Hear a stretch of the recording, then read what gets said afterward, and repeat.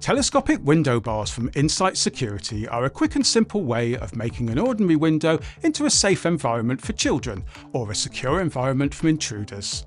This video will help you work out how many bars you need for your chosen application, how simple it is to convert your bar installation into a security grille, and how security fixings can further beef up your security. Once you've chosen your style of bar, either face or reveal fix, identified your application as security or child safety, you'll need to measure your window. The height will determine the length of bar you require, the width will determine the quantity you need. Using your tape measure, measure from the centre of the window out to the right. If it's a child safety application, you'll need a bar at every 100mm point, and if it's a security application, it's every 150mm. The distance between the edge of the window and the centre of the bar closest to it should not be any greater than your chosen bar centres.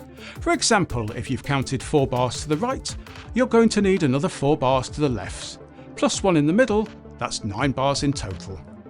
You may want to enhance your installation with some one-way security screws to prevent unauthorised removal of the bars, and you can add an extra level of security by adding lateral spacers to create a grille.